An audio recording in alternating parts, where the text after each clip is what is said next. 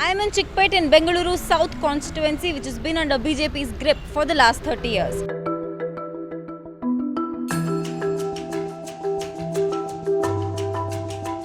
But this time, few residents here say the mandate could go either way, as Congress leader Soumya Reddy is facing off with Tejasvi Surya.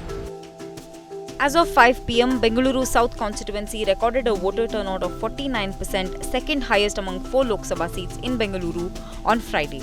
When we visited polling booths across the constituency on Friday, a noticeable high turnout was observed in Jayanagar. ಇವತ್ತಿನ ಭವಿಷ್ಯನ ನಾವು ಏನಾರ ಒಂದು ಕಡೆಯಿಂದ change ಮಾಡ್ಬೋದು ಅಂದರೆ ಅದು ನಮ್ಮ ಮತದಾನದಿಂದ ಮಾತ್ರನೇ ಮಾಡ್ಬೋದು. ಯಾವುದೇ ಪಕ್ಷಕ್ಕಾದರೂ ಓಟ್ ಹಾಕಲಿ, ಒಟ್ಟಿನಲ್ಲಿ ಎಲ್ಲರೂ ಬಂದು ಓಟ್ ಹಾಕಬೇಕು ಅನ್ನೋದೇ. ಇವತ್ತು ಮೀಡಿಯಾದಲ್ಲಿ ನೋಡ್ತಾ ಇದ್ದೀವಿ, ಅವರ್ಗಟ್ಟಲೆ ಒಂದೊಂದು ಅವರ್ಗೂ ನೋಡ್ತಾ ಇದ್ದೀವಿ 30%, 35% ಬರ್ತಾ ಇದೆ. ಇವತ್ತು ಎಲ್ಲರಿಗೂ ಸರ್ಕಾರ ರಜಾ ಕೊಟ್ಟಿದೆ. ಅದನ್ನು ಅವರು ಎಲ್ಲೋ ಟ್ರಿಪ್ ಹೊಡೆಯೋದ್ರಿಂದನೋ ಇನ್ನೊಂದು ಮಜಾ ಮಸ್ತಿ ಮಾಡೋದ್ರಿಂದನೋ ಕಾಲ ಕಳೆಯೋದ್ರಿಂದ ವ್ಯರ್ಥ ಮಾಡ್ತಾ ಇದ್ದಾರೆ. ಅದು ಮಾಡಬಾರ್ದು. ನಮ್ದು ಹಕ್ಕು ಇದು ಒಂದೇ ಇರೋದು, ಬೇರೆ ಏನೂ ಇಲ್ಲ. ನಮ್ದು ಏನಿದೆ ಬೇರೆ ಹಕ್ಕು ಏನಿಲ್ಲ, ಇದು ಒಂದಿರೋದು, ಇದಕ್ಕೆ ಹಾಕಲೇಬೇಕು. People in Bengaluru South feel Tejasvi Surya will win the election against Reddy by more than 3 lakh votes. Last time Tejas Surya ಯಾರಂತಾನೆ ಗೊತ್ತಿರಲಿಲ್ಲ, ಹೊಸ ಕ್ಯಾಂಡಿಡೇಟು. ಆವಾಗಲೇ 3.5 ಲಕ್ಷದಲ್ಲಿ ಲೀಡಲ್ಲಿ ಗೆದ್ದಿದ್ದೀವಿ. ಇವಾಗ ಇವ್ರು ಏನೇ ಫೈಟ್ ಮಾಡಿ ಏನೇ ಮಾಡಿದ್ರು ಅದರಲ್ಲೂ ಮೋದಿ ಹವಾ ಬೇರೆ ಇದೆ. 100% ಒನ್ ಸೈಡು ಫೈಟ್ ಎಲ್ಲ ಇಲ್ಲ, ಒನ್ ಸೈಡು 2ರಿಂದ 2.5 ಲಕ್ಷ ಲೀಡಲ್ಲಿ ಗೆಲ್ತೀವಿ. ತೇಜಸ್ವಿ ಸೂರ್ಯ ಅವರೇ ಗೆಲ್ತಾರೆ. However, another group of voters in the area advocate for giving Soumya Reddy a chance, citing her notable contributions during her tenure as a member of assembly in 2018.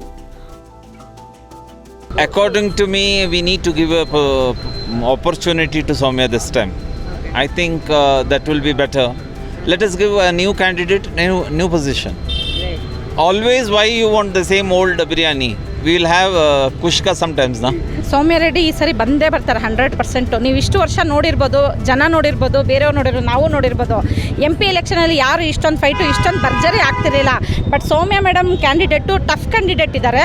ಆಮೇಲೆ ಅವರು ಒಳ್ಳೇದು ಮಾಡಿದ್ದಾರೆ. MLA ಇದಕ್ಕೆ ಮುಂಚೆ ಅವರು MLA ಆದಾಗ ಜಯನಗರದಲ್ಲಿ ಎಷ್ಟೋ ಒಳ್ಳೆ ವಿಷಯಗಳು ಮಾಡಿದ್ದಾರೆ. ಈಗ ಮೋದಿ ಬಂದು 10 ವರ್ಷ ಆಗಿದೆ, ಏನು ಇಂಪ್ರೂವ್ಮೆಂಟ್ ಅಂದರೆ ಇವಾಗ ನಮ್ಮವ್ರಿಗೆ ಒಂದು ಅಕ್ಕಿ ಬೆಲೆ ಆಗಲಿ, ಎಣ್ಣೆ ಬೆಲೆ ಆಗಲಿ, ಪೆಟ್ರೋಲ್ ಆಗಲಿ ಯಾವುದೂ ಕಮ್ಮಿ ಆಗಿಲ್ಲ.